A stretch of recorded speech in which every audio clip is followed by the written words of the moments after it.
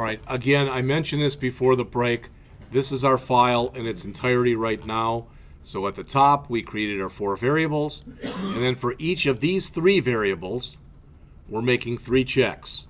We're seeing whether or not it's empty, whether or not it's numeric, and whether or not it's positive. And if any of those checks fail for any of these, we're grabbing that array, that errors thing, and we're adding to it. So if we did this, it would say investment is a required field. And then if we did this and we left it off, it should say interest rate is a required field. Now, you know how ifs work.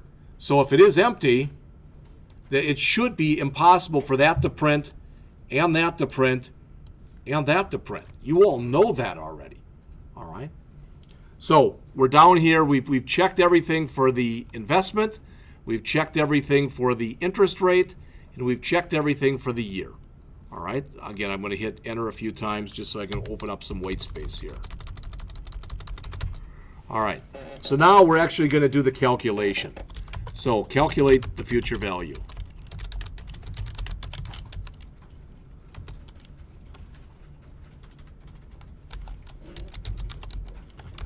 The future value initially is equal to whatever our investment was.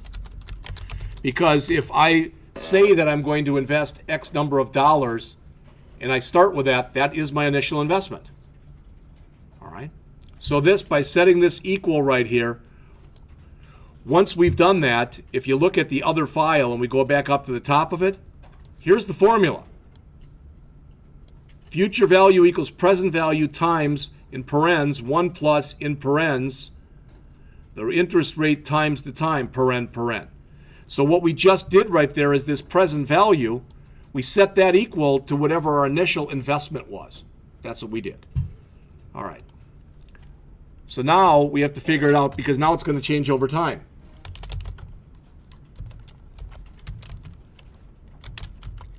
That's year 1, so I equals 1. Dollar sign I, less than or equal the total number of years that we have.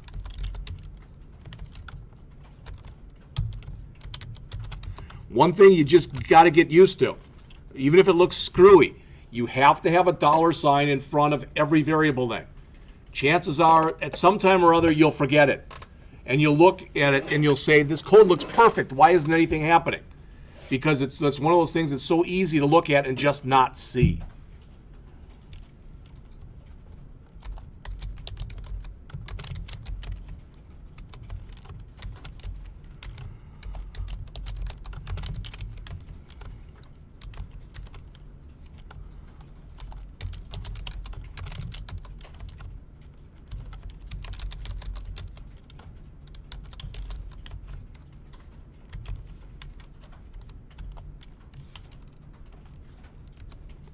Remember how I told you earlier we wanted to make sure for our interest rate that if we put in 30 or 37, it was actually 0.37?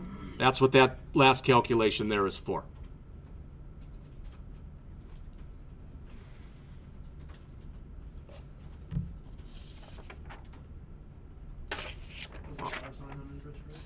Pardon me? Thank you. Yes, we do. I don't have one, but yes, we need one. Dollars. Your validation for years, I think you said year on this page and years on the other page. Well, let's see. Is it years over here? If it is, I should change all of them. This is Yep. You're probably right. Does everybody hear that? I think I said year here. Those should all be years. Here and here and here. All right? All right. Thank you. All right.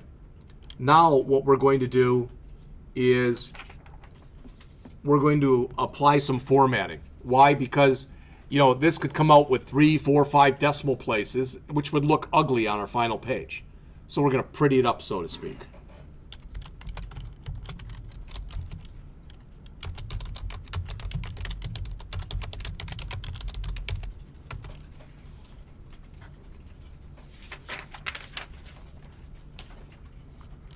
All right.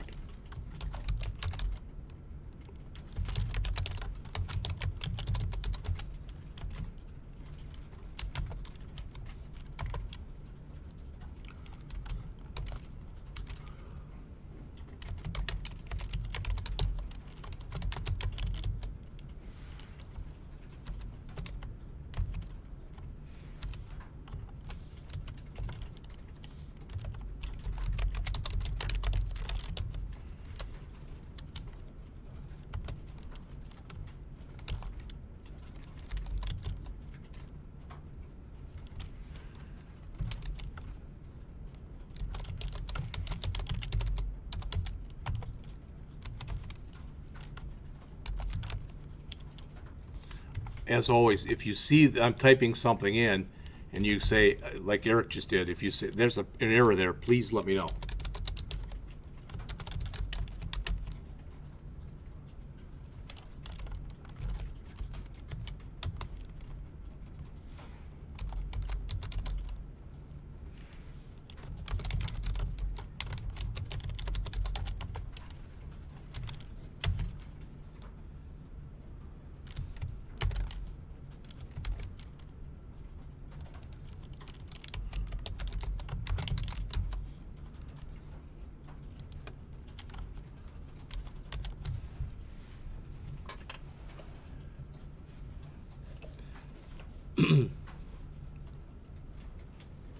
You'll notice I'm manually putting in the $ there.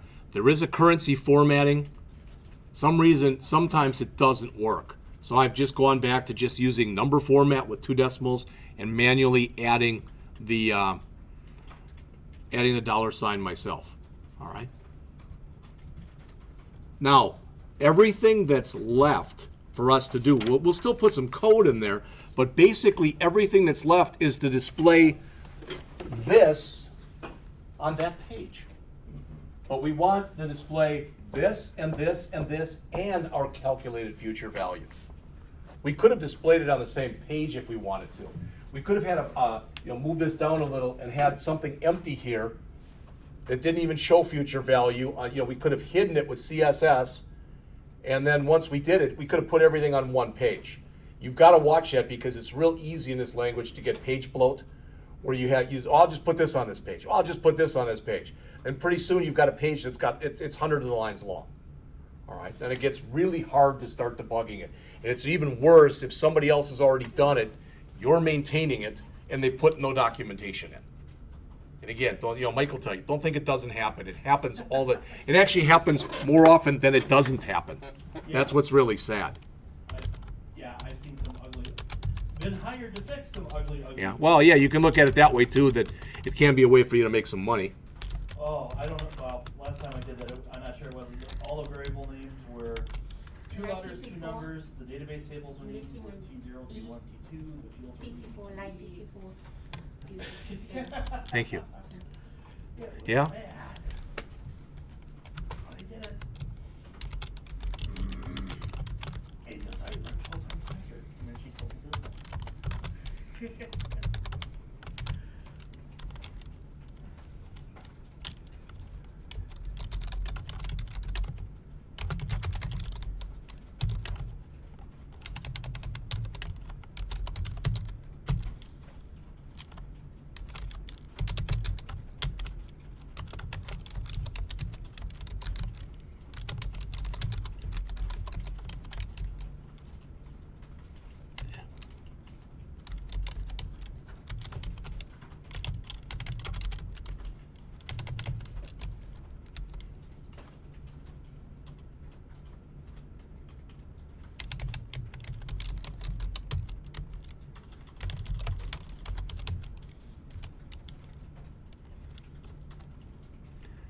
Have you noticed when you looked in here that between these 2 pages, if you look up on the screen here, what if everything that we were putting in here, everything, and everything that we put in here, as an example,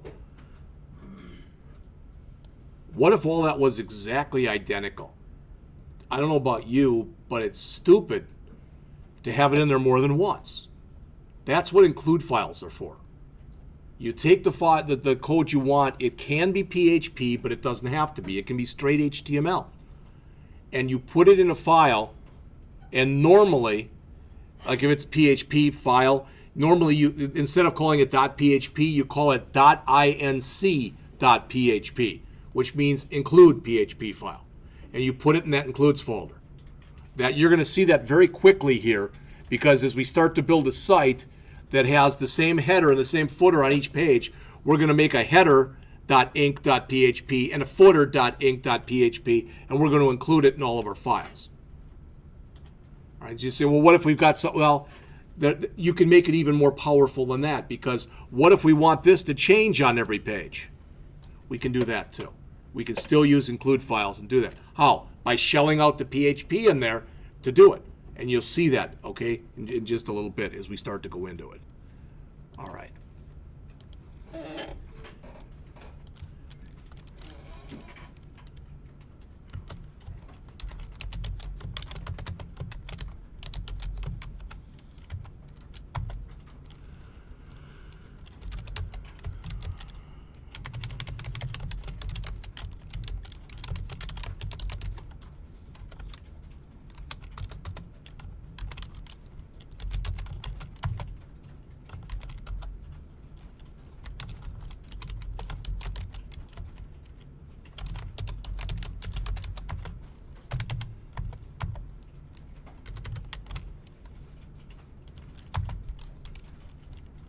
This is going to look really familiar to what we did before.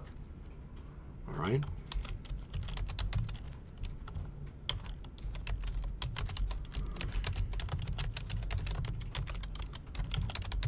And again, I've got to be a good little coder.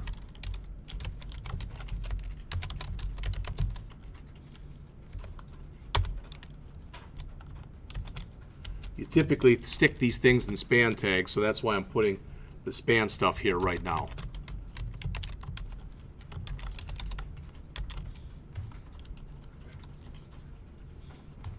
And good place to start some PHP.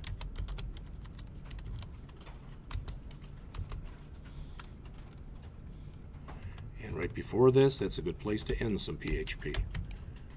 Okay.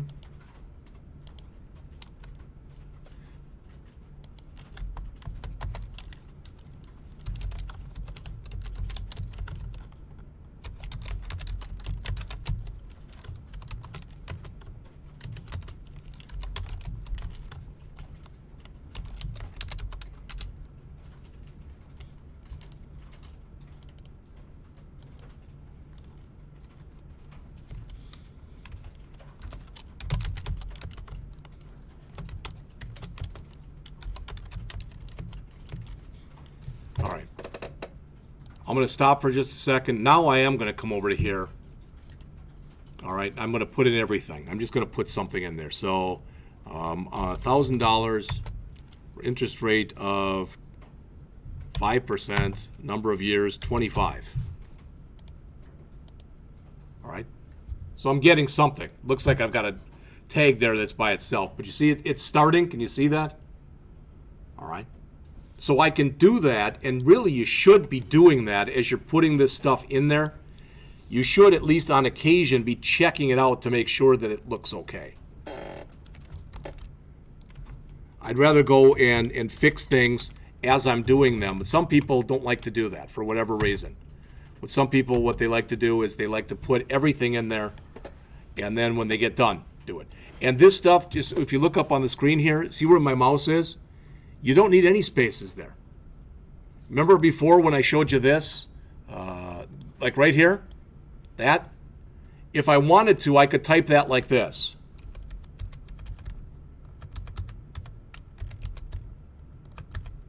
Now, to me, that's harder to read, but it would still work okay. All right? And the only reason I'm telling you that is, again, when you go out into the field and you see actual application code, many times it looks a lot like that.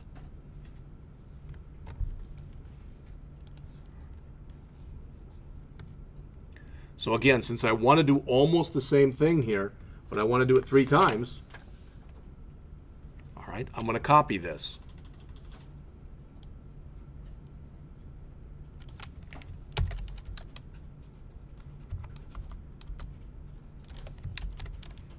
And the second time, instead of investment, of course, it'll be interest rate.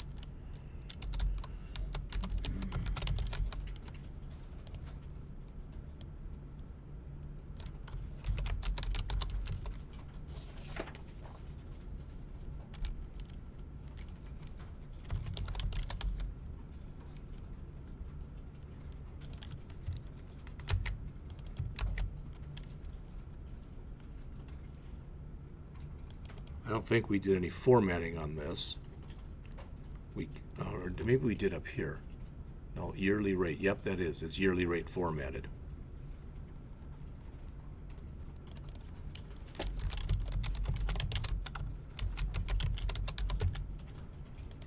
right, so I put 2 of them in there now. Again, I'll go back to where I was, refresh,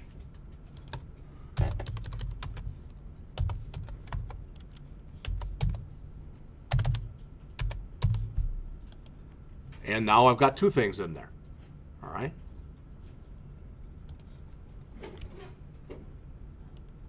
There's where that rogue PHP tag is, down there. Okay. So finally I'm going to come in one last time. And I'm going to copy everything one more time. And I'm going to paste it in again, but this time it'll have to be years. And as told me correctly, it's plural.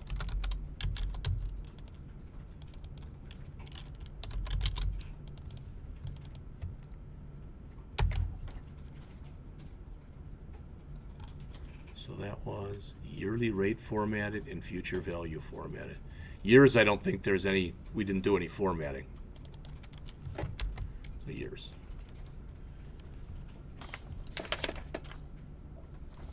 All right. Coming back again. Now I've got that. What's missing? The future value. All right. So we have to add that.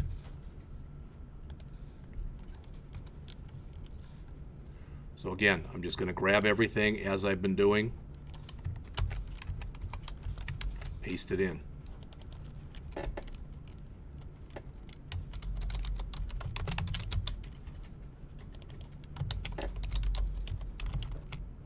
needed that.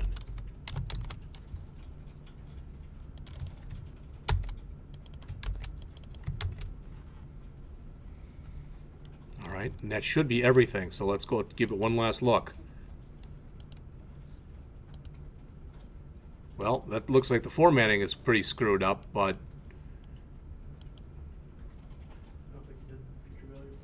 okay, maybe I didn't. All right, but that's $1,000 a month, remember, so that's $12,000 a year over 50 years. So what? That's $12,000 times 50, so that's 600,000, and that's why that's a pretty big hunkin' number right there. Plus 25% interest is kind of hard to get these days. I don't know what you'd get that on. Unless you were paying back a loan, you might get 25%. Oh, it's got, oh, it's because you're right and you're wrong, Eric. We did do it, but I didn't use that one. So that should be future value formatted here.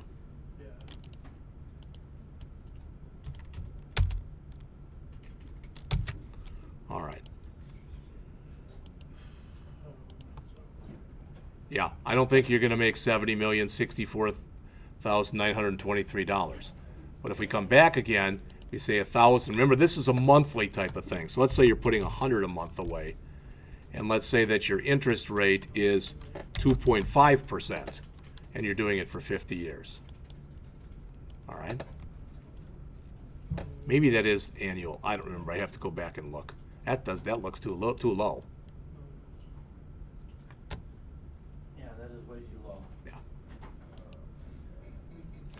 The good news is what we have here is our index page appears to be working. Now I'm going to leave these off. All right.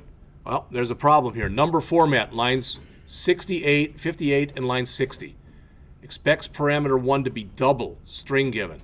All right. So that was wrong. The syntax was wrong on lines 58 and 60.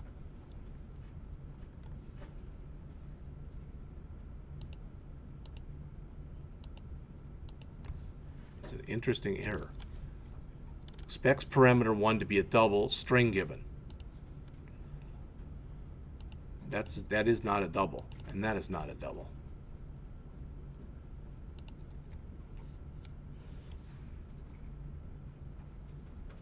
But it's possible that it could be a double if there was nothing in it.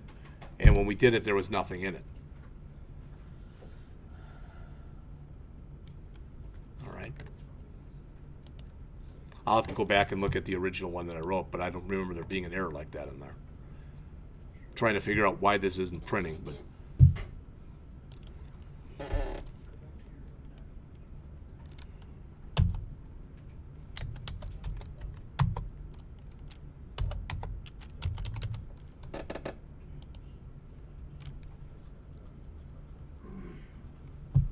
I'll have to look at the calculation too. Now, we can come back in here. We've got our title, but it probably would have been nice in here also to have come in our content area in here and put an H1, and whatever. Oops. Your future value earnings, whatever.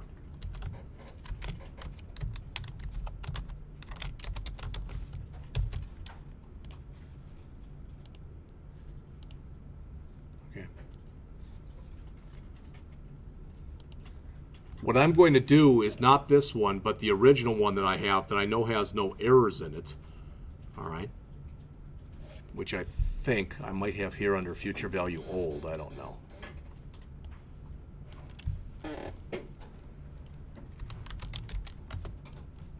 Okay, so this is the original one I did. See that? That's what should have been happening, and for some reason it's not. If I left something out, of course, I didn't do it on purpose, but let's go back. 250, 2%, 25 years.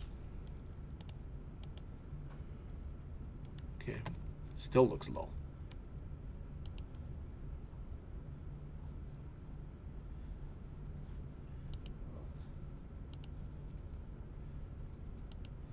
But you'll notice when we come in here, required must be numeric.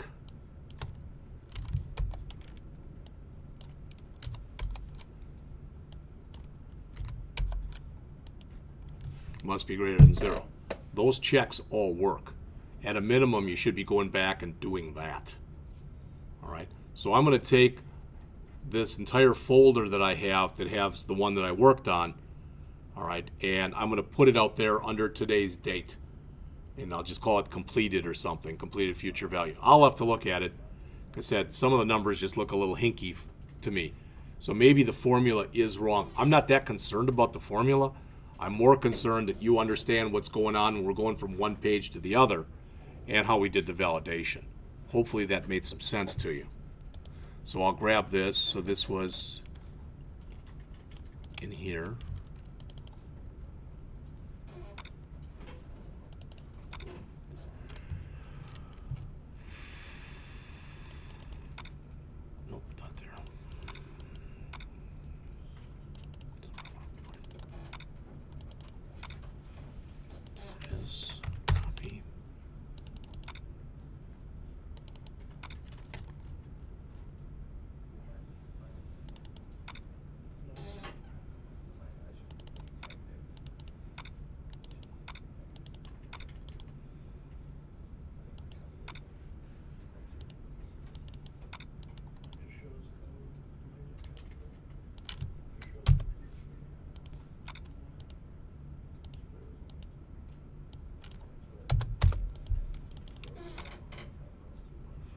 So out there on the P drive for today under the in-class folder, there's a folder with today's date on it, and it's got the working one I just showed you in there.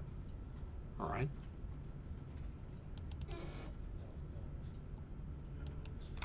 I'll go back, bless you. I'll go back and look at this over the weekend, and if you got time, feel free to. If you find out anything you think I did wrong, let me know.